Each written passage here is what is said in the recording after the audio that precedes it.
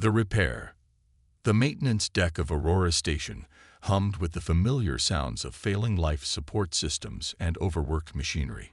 Jackson Reeves wiped engine grease from his weathered hands, surveying the chaos that had become his daily reality.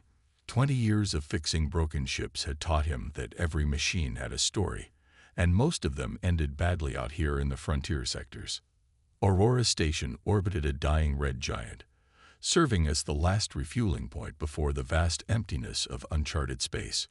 The station's corporate owners, Meridian Industries, had long since written off this outpost as a losing investment.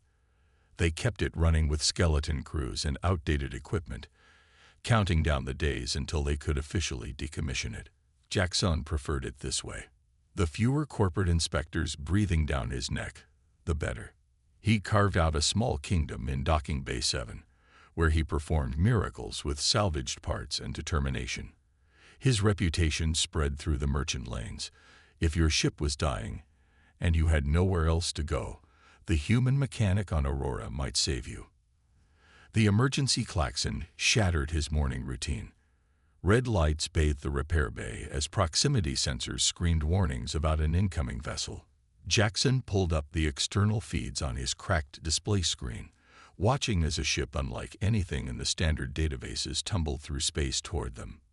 The vessel's hull rippled with an organic quality, its surface shifting between states of matter. Crystalline structures protruded from what might have been engine ports, pulsing with unstable energy. The ship spun erratically, leaving a trail of glowing particles in its wake. Station Control's voice crackled through the intercom. Bay 7, we have unauthorized approach vector. Alien vessel, unknown configuration. Do not engage. Security teams are en route. Jackson ignored the warning. He'd seen enough damaged ships to recognize desperation when it limped into his dock. The vessel's approach wasn't hostile. It was the flying pattern of someone fighting to maintain control with failing systems.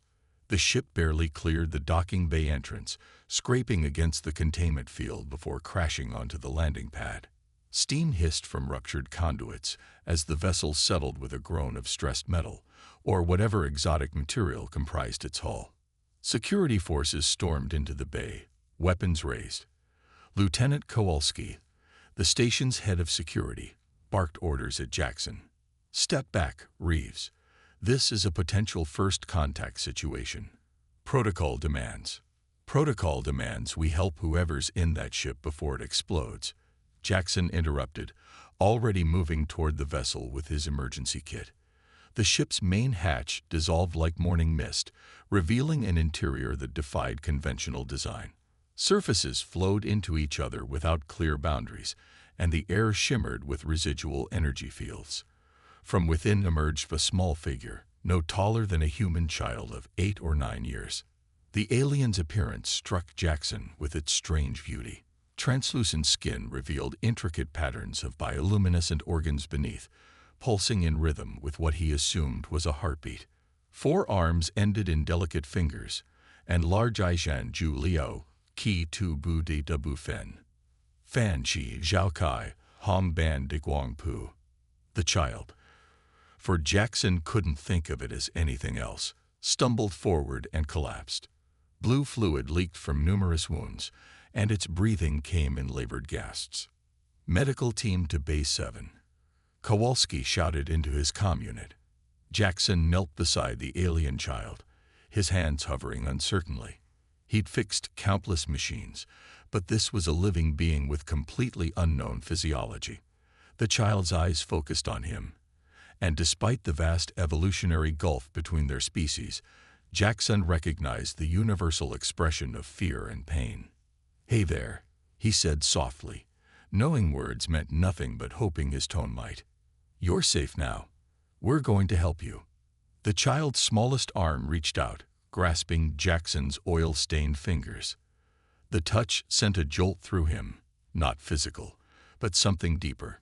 Images flooded his mind. Star charts, technical schematics, and an overwhelming sense of urgency. "The ship," Jackson gasped, understanding flooding through him. "You're not just injured, you're connected to it. The ship is dying, and so are you. Medical personnel rushed in with specialized equipment, but Jackson waved them back. No, wait. Traditional medical intervention won't work. This being is symbiotically linked to their vessel. We need to repair the ship to save the pilot. Kowalski stepped forward, his face hard. Reeves, you're a mechanic, not a xenobiologist. Stand down and let the professionals. The professionals don't understand what they're looking at. Jackson shot back. He turned to the medical team. Monitor the child's vital signs, whatever those might be. I'm going into that ship.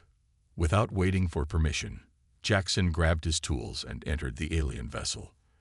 The interior defied conventional understanding. Walls breathed, consoles grew from the floor like living tissue, and the air itself seemed aware of his presence. His mechanical instincts, honed by decades of experience, guided him past the alien aesthetics to the underlying principles. Energy flowed through conduits that were part biological, part technological. He traced power distributions, identified failing systems, and began to understand the beautiful complexity of Xylorian engineering. The child had been piloting alone, which struck Jackson as wrong on multiple levels. No culture would send a child into deep space without protection unless circumstances were dire. He found evidence of weapon damage. The ship had been in a fight and fled. Working by instinct and the strange knowledge the child's touch had imparted, Jackson began repairs. He couldn't replicate the exotic materials, but he could improvise. Human technology might be crude by comparison, but it was reliable. He grafted power couplings onto organic conduits, reinforced failing structural elements with steel plates, and rerouted damaged systems through human-built processors. Hours passed. Kowalski periodically demanded updates, which Jackson ignored. The medical team reported the child's condition stabilizing as the ship's systems came back online. The connection between pilot and vessel was more profound than any human-machine interface. As he worked, Jackson found himself talking to the ship. It was ridiculous, but the vessel seemed to respond to his voice, guiding his hands to critical components. He shared stories of other ships he'd saved, promising this one would join their ranks. The breakthrough came when he discovered the ship's core, a crystalline matrix that served as both power source and consciousness hub. The crystal was cracked, leaking energy into space.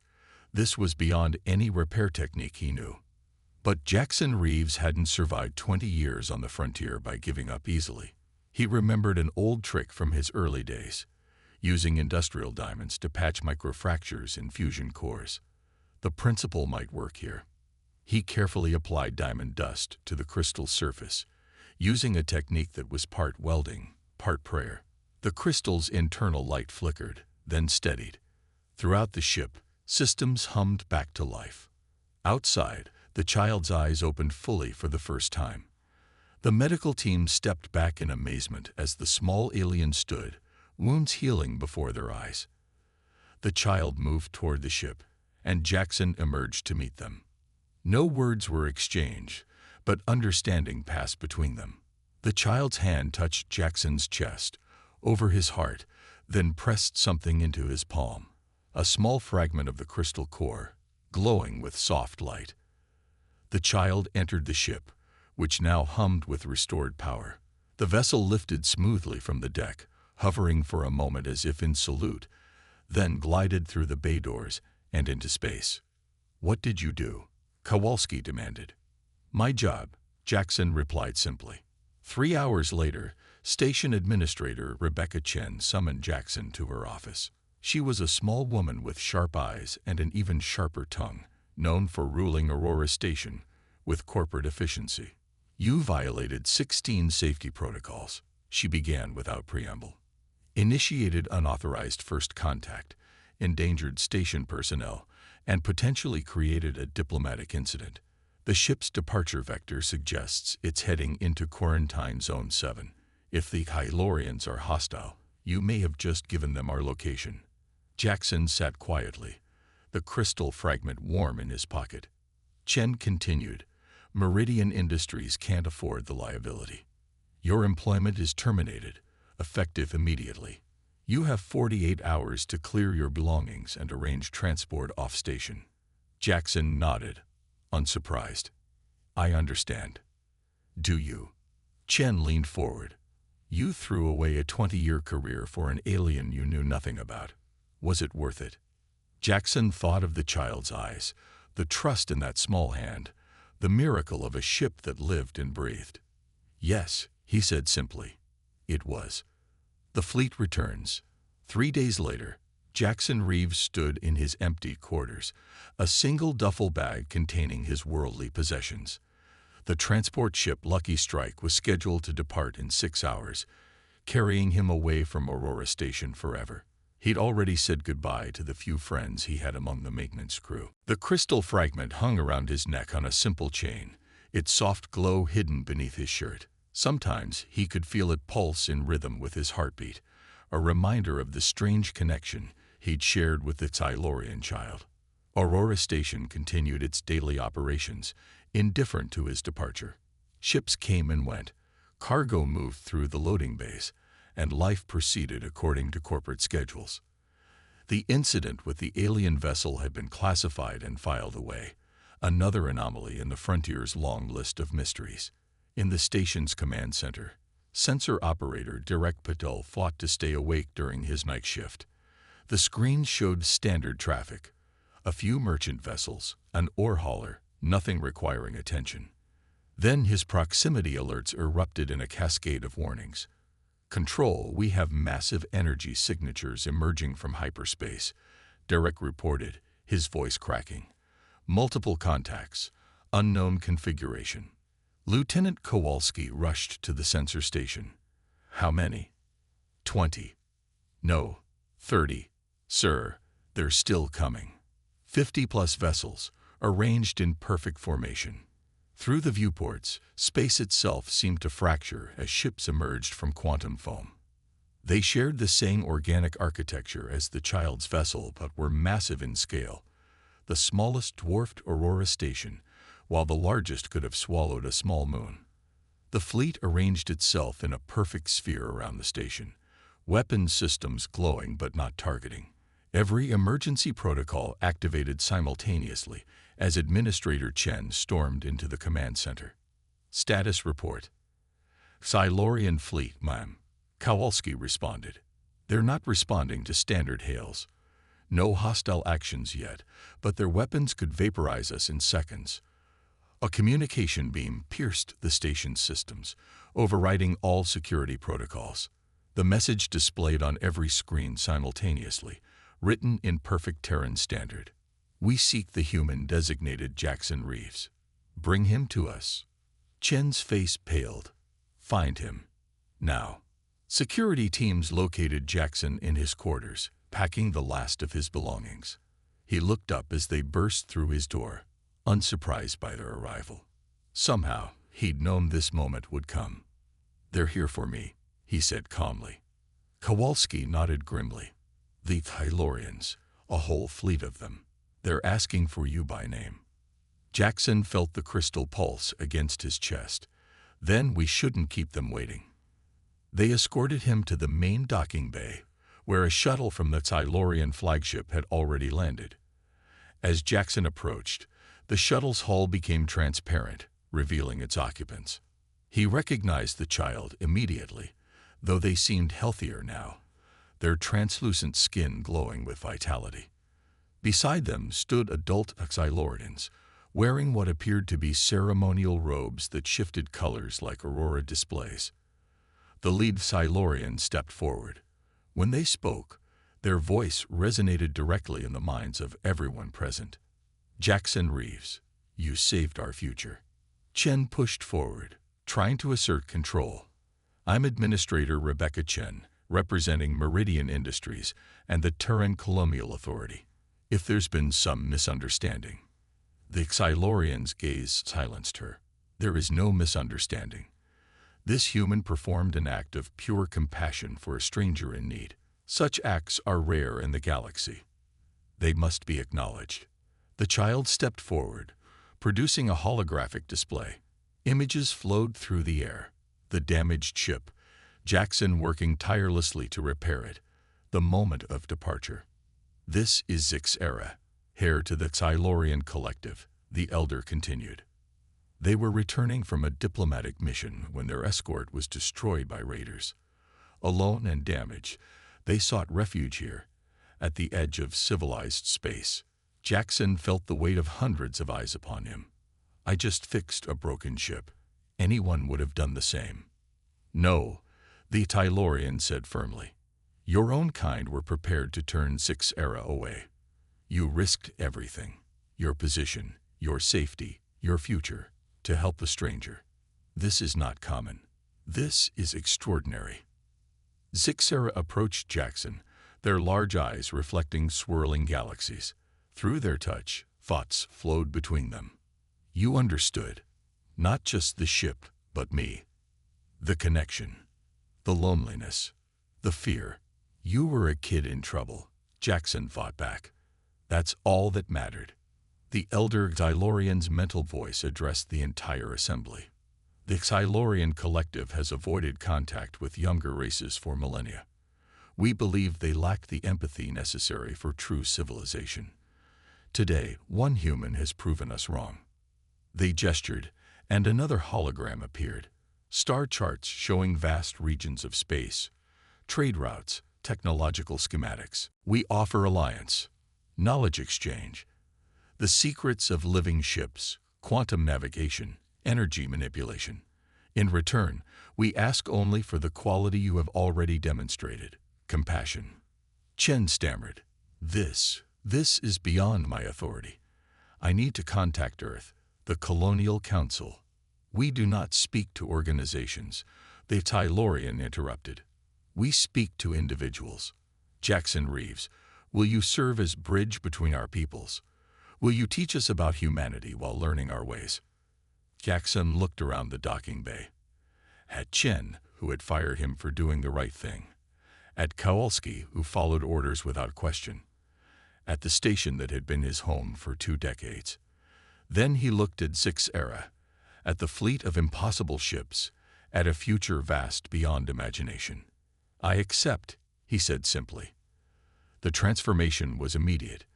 The Silurian ships rearranged themselves, opening a corridor through space. The flagship's hull reformed, creating a docking port perfectly sized for Aurora Station. The first exchange begins now, the elder declared. Your station is failing. Our engineers will repair and upgrade it, demonstrating our construction techniques. In return, Jackson Reeves will accompany us to our homeworld as humanity's first ambassador. Over the following days, Aurora Station underwent a metamorphosis. Silurian technology merged with human systems, creating hybrid solutions that surpassed either race's individual capabilities. The dying station became a beacon of cooperative achievement. Jackson worked alongside Silurian engineers, learning their biomechanical techniques while teaching them human improvisation and adaptability. He discovered that the crystal fragment he carried was more than a gift. It was a communication device, allowing him direct interface with Silurian technology. Zix's era became his constant companion and guide. Through their shared connection, Jackson learned that Silurian culture prized emotional bonds above all else. Their technology worked through empathy, their ships flew on trust, their society functioned through mutual understanding. Your repairs didn't just fix my ship, Zix's era explained during a quiet moment. You showed faith in me when I was alone. In our culture, this creates an eternal bond. You are family now. When the time came for departure, half of Aurora Station's crew volunteered to join the cultural exchange program. Chen, humbled by the transformation of her station, formally apologized to Jackson. I was wrong, she admitted. I saw only regulations and liability. You saw a person in need. Jackson smiled. We all make choices. The question is whether we learn from them. As he boarded the Silurian flagship, Jackson looked back at Aurora Station one last time. The dying outpost had become something beautiful, a fusion of 2 civilizations, proof that compassion could bridge any gap. The fleet departed in perfect synchronization, carrying humanity's first ambassador toward a destiny among the stars. In the command center, Direk Patel watched the sensors as reality bent around the departing ships. "Think we'll see him again?" he asked Kowalski. The security chief smiled, a rare expression on his stern face. "Something tells me this is just the beginning." In his quarters aboard the flagship, Jackson Reeves stood before a viewing wall that showed the cosmos in spectrums beyond human perception. Zix Era stood beside him, their four hands weaving patterns in the air that the ship interpreted as navigation commands. "Where are we going?" Jackson asked. "To show you wonders," Zix Era replied. "To introduce you to civilizations that have waited millennia for a species capable of true empathy. To begin a new chapter in galactic history." The crystal around Jackson's neck pulsed with warmth, connecting him to the living ship, to the fleet, to possibilities beyond imagination.